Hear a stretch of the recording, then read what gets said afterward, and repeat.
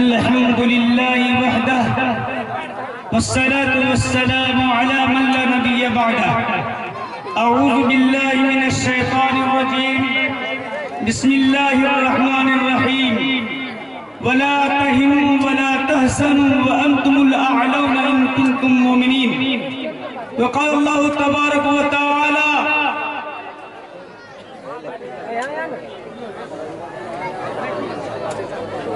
وقال النبي صلى الله عليه وسلم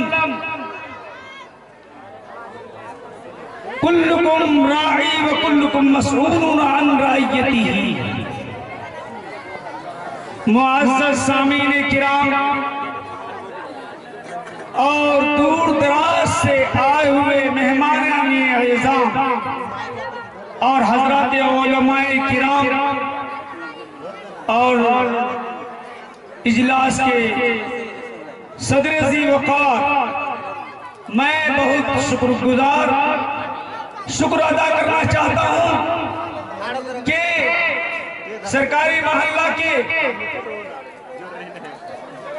آدمی انہوں نے انتھک کوشش کیا، محنت کیا اور پنڈال بنایا اور دین و ایمان کی شعلہ کو پھیلانا چاہا، اور اسی نسبت سے حضرات علماء کرام دور دراز سے آئے اور گاؤں کے حضرات علماء کرام بھی شامل ہیں. میں نے آپ حضرات کے سامنے ایک چھوٹی سی آیت پڑھی ہے. اس کے ضمن میں ایک شعر میں کہنا چاہتا ہوں. آج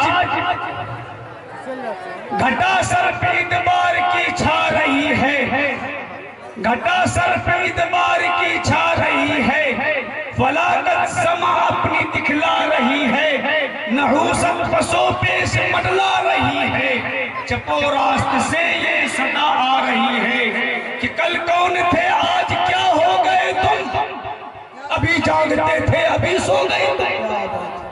اے امت مسلمہ کے نوجوانوں، میں آپ سے خطابت، آپ سے مخاطب، آج اللہ تعالیٰ نے قرآن میں وَلَا تَهِنُوا وَلَا تَحْزَنُوا وَأَنْتُمُ الْأَعْلَوْنَ إِن كُنتُم مُّؤْمِنِينَ. قرآن مجید میں ایک سرخی لکھتے ہیں اور اس سرخی سے یہ بتایا جاتا ہے اللہ تعالیٰ مسلمانوں پر مہربان ہے، اللہ تعالیٰ مسلمانوں پر رحم و کرم کی بارشیں برساتا ہے اور اپنے بندوں کو احساس کمتری دیکھنا نہیں چاہیے. مسلمانوں کو کہا گیا کیا اے مسلمانوں، تمہیں کوئی رنج غم فکر نہ کرو. لیکن اللہ تعالیٰ نے دوسری اسی جگہ آیت میں شرط لگا دیا ہے وَأَنْتُمُ الْأَعْلَوْنَ إِن كُنتُم مُّؤْمِنِينَ، بشرطے کہ تم مومن کامل ہو، ایمان کی حلاوت و چاشنی تمہارے اندر موجود ہو، تب تمہیں کوئی غم نہیں ستائے گی، کوئی فکر نہیں ہوگا، کوئی حزن و ملال نہیں ہوگا. لیکن آج اس آیت کے ضمن میں میں آپ حضرات کے سامنے یہ کہنا چاہتا ہوں کہ ہم لوگ اسلام کے دائرہ کار میں مکمل اترے ہوئے ہیں. اللہ تعالیٰ نے دوسری آیت میں فرمایا ادخلوا فی السلم کافہ. ہم نے اپنا مقصد جو اللہ تعالیٰ نے مقصد زندگی دے کے بھیجا ہے، اس مقصد زندگی سے اتر چکے ہیں، اس مقصد زندگی کو فوت کر چکے ہیں، اس مقصد زندگی کو ختم کر چکے ہیں. مقصد زندگی کیا ہے؟ غور سے سننے کی ضرورت ہے. آج ہمارا مقصد زندگی زیادہ سے زیادہ پیسے کمانے کا ہے. آج ہمارا مقصد زندگی بڑی بڑی بلڈنگیں بنانے کی ہے. آج ہمارا مقصد زندگی جو ہے بہتان، الزام اور غیبت، چغلخوری، یہ ساری چیزیں ہمارے مقصد زندگی بن چکی ہے. لیکن میں آپ حضرات کے سامنے یہ کہنا چاہتا ہوں کہ اللہ کے رسول صلی اللہ علیہ وسلم نے جو قرآن تعلیمات اور احادیث نبویہ سے ہم تک پہنچائی ہے، میرے محترم بزرگوں اور دوستوں، اللہ تعالیٰ کے رسول صلی اللہ علیہ وسلم نے ان تمام چیزوں سے منع کیا. حق بات تو یہ ہے کہ وہ مسلمان جو 313 تھے تو کرتے تھے حکمرانی. آج ہم کروڑوں ہیں تو کرتے حکمرانی.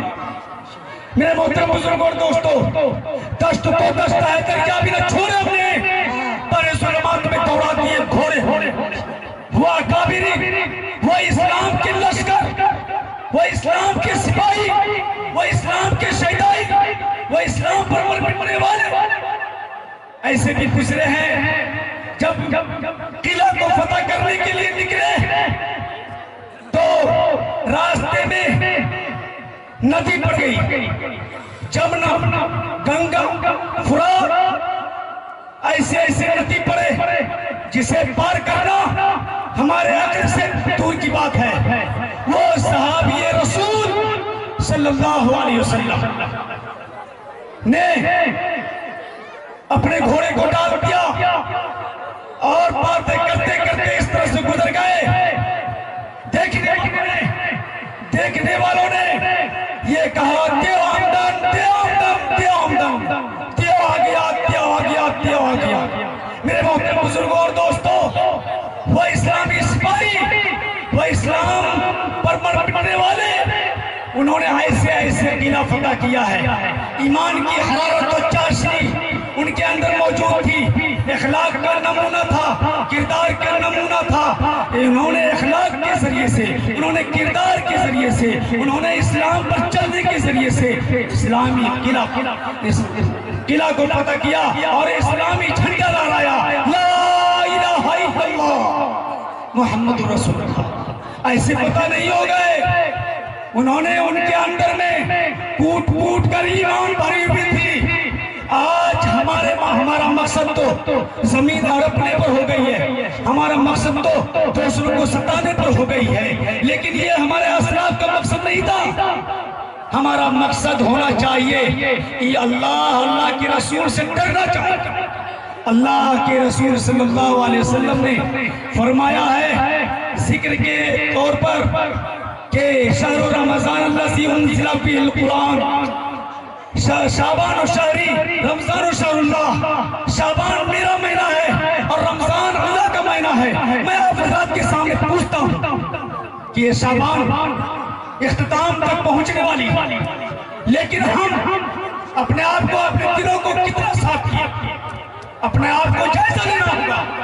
اگر جائزہ آپ کا نہیں لیے ہیں تو جائزہ لے لیجئے، نہیں تو مبادا رمضان المبارک کا عشرہ آنے والا ہے اور اس عشرے میں قدم جب ہم رکھیں گے تو ہم سمجھ نہیں پائیں گے کہ پہلے عشرہ کا کیا قیمت ہے، دوسرے عشرہ کا کیا قیمت ہے، تیسرے عشرہ کا کیا قیمت ہے. میرے محترم بزرگوں اور دوستوں، یہ تینوں عشرہ کو سمجھنے کے لیے اللہ کے رسول نے اشارہ کیا کہ شعبان میرا مہینہ ہے، یعنی رمضان سے پہلے تم شعبان میں اتر جاؤ اور اللہ کی عبادت پر اتر جاؤ، ذکر و اذکار پر اتر جاؤ، قرآن کی تلاوت پر اتر جاؤ اور صلہ رحمی پر اتر جاؤ، اخلاق پر اتر جاؤ، مروت پر اتر جاؤ اور ایک دوسرے بھائیوں کی جو ہے اہمیت، دوسرے بھائیوں کی پر مروت پر اتر جاؤ. میرے بھائیوں، اگر شعبان میں تیاری نہیں کیا تو رمضان یوں ہی ہماری سوچ میں گزر جائے گا. اس لیے اب جو وہ وقت گزری ہے اس وقت کو بھول جائیے اور آج سے عہد کیجئے، آج سے ارادہ کیجئے کہ ہم انشاءاللہ تعالی شعبان کی جو بچی کھچی رات ہے جو بچے کھچے دن ہیں اس کی قدر کریں. اور سب سے پہلے میں اپنی ماں اور بہنوں کو بھی یہ کہنا چاہتا ہوں کہ جتنے لوگ نماز اب تک نہیں پڑھ رہے وہ لوگ بھی نماز پڑھ لیں. اور اسلام کے شہدائیوں سے بھی یہ کہنا چاہتا ہوں کہ مسجدوں کو اپنی بھریے, اللہ کے رسول کے ذکر و اذکار کیجئے. اللہ تعالیٰ نے کئی جگہ قرآن میں فرمایا ہے فذکر ان نفعت الذکر. میرے بھائیوں اللہ کا ذکر کیجئے. قرآن نے جگہ دیا ہے فاذکرونی اذکرکم. قرآن نے یہ بھی بتایا تمہارا دل مطمئن ہو سکتا ہے جب تم اللہ کا ذکر کرو گے. اللہ بذکر اللہ تطمئن القلوب.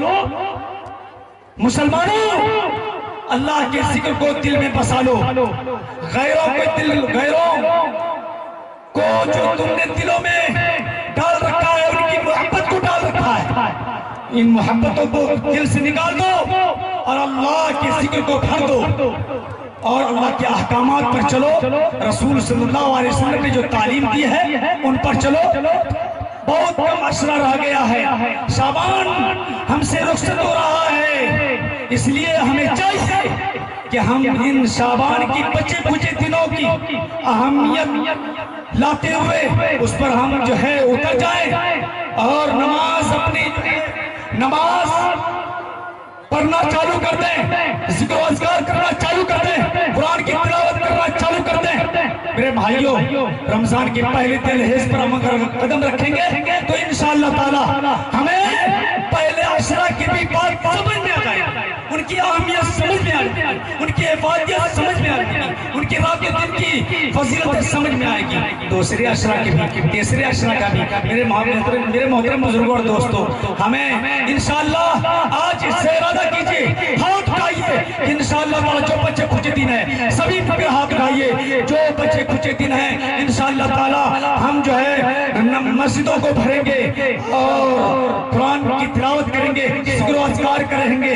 اور رمضان کے پہلے دن سے ہے اللہ کا جو تقاضا ہے, اللہ کا جو مقصد ہے, اللہ کے جو رسول کا جو مقصد ہے اس مقصد پر انشاءاللہ اتریں گے. وما توفیق الا باللہ.